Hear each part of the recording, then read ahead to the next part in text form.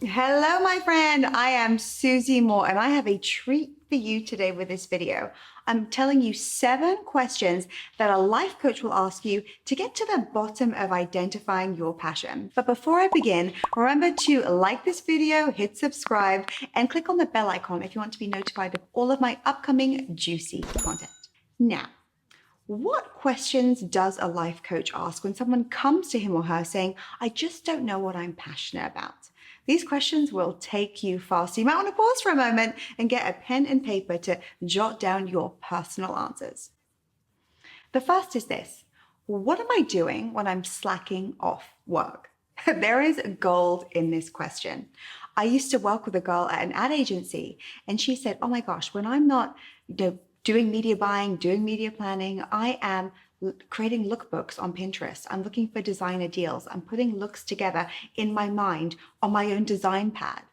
And I'm like, my friend, you're a designer, you're a stylist. What are you doing? What are you, apart from social media, doing things that are distracting you? What are you observing? Are you obsessed with travel? Are you obsessed with blogging? Are you obsessed with maybe helping others in some area of their life? Whatever you're doing when you should be doing something else is often a huge indicator of your passion. Number 2, what type of books and conversations do you love to read and to be a part of? Often what we can talk about for hours or devour content around for hours really is a huge indicator of what it is we love the most. For example, you might find it really boring to talk about sports or to talk about cars or to talk about somebody's holiday, but you might be obsessed with fitness. You might be obsessed with cooking. You might be obsessed with sharing information about just ancient wisdom and solving problems through using the power of the mind. Whatever conversations you can have for hours really are a huge clue into what it is that you love. This also goes for books you read, blogs, content, videos, audio that you just love to consume. What's on your phone? What conversations are you engaging in and feeling excited about? These are huge clues as to what you naturally already love. Number 3, what do people come to you for? Are you the person everyone comes to if they need interview advice or resume advice?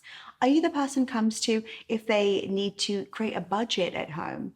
Are you the person someone comes to if they're having problems with intimacy or they need to have a hard conversation? Whatever people have you on speed dial for or text you for advice about is often a huge indication about what it is that you're good at, what problems you can help solve, and how you can be there for them. Never neglect this, and don't think just because it comes easily to you, it is not a very special gift, because what comes easily to you is very impressive to other people, and it really highlights to your natural strengths and gifts. Here's another good one. If you could be anyone for a week, who would you be? Think about it. Are you someone who would be in a fashion magazine? Are you someone who would be a parent expert? Are you someone who would have their own talk show? Are you someone who'd be jet setting, giving advice to other people about new countries all over the world? Who is someone you look up to, whose career you admire? If you could step into somebody else's shoes just for a week or 2 weeks, who would it be? And think about why. Think about why that might be a really good ideal fit for you. Those we admire, look up to, people that we follow, they're often just reflecting our own very light back at us. Number 5, what do I feel least insecure about? This is an interesting one because often a coach will say, well, what are your strengths? What are your skills? What are your natural talents? And we sometimes don't know. We've never really been asked that question. We've never stopped to think about it. And it's really easy to focus on our mistakes, right? Or areas in our life where we want to improve. But if you think about it, if you go, okay, these are the things I do in my day-to-day life, these are things I do in my job, these are things I do in my hobbies, and they're just, and you pay attention to what maybe you just don't have insecurity over. Maybe, for example, you are very good at resolving conflict. If there's a conflict in a game, a conflict at work, a conflict at home, you're happy to just step in and have a conversation to help ease it. Think about that. Is that you? Is that something that you just don't feel insecure about? You feel maybe naturally a little more confident. Or maybe there's someone who can't speak up for themselves and they don't feel confident asking for what they need. Are you a very good advocate for others? Thinking about what area of your life, it will show up in multiple areas typically, you just simply don't feel inadequate about, you don't feel a sense of insecurity about, you feel confident stepping in, maybe not perfectly confident, but a little confident. That's also a great indicator of your natural strengths. what do I feel least insecure about? It's always a very great way to begin, and then keep building upon that from there. Number 6, what is pure and fun and simple for me?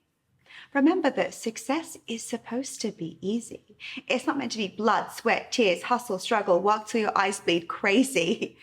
What is pure and fun and simple for you? If you observe a lot of very successful people like Sarah Blakely, founder of Spanx, Richard Branson, founder of Virgin, Oprah Winfrey, we all know her, they're having fun a lot of the time, doing work that they love, showing up, interacting with others, being creative, being themselves. When are you most yourself?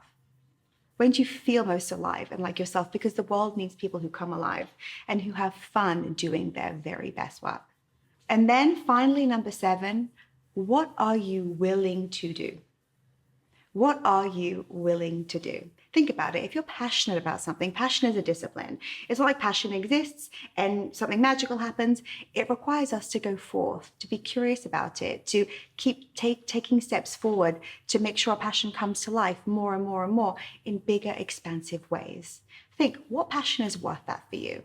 What area of your life, what part of or possibility in front of you makes you feel willing enough to do the work, to keep taking the next steps to explore it? There is so much joy and ease when you think about what you love to do, what never gets boring, whose shoes you'd step into, what natural talents you have because you can show up confidently and you're willing to keep doing it in this one area.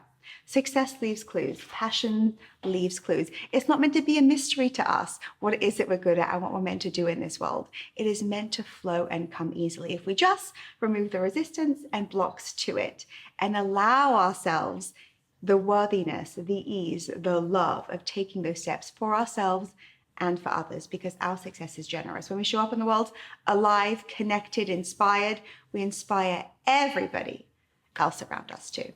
If you like this video, make sure you head on over to susie-moore.com to access my free life coaching guide. If you like this, you will love that. And remember to leave me a comment.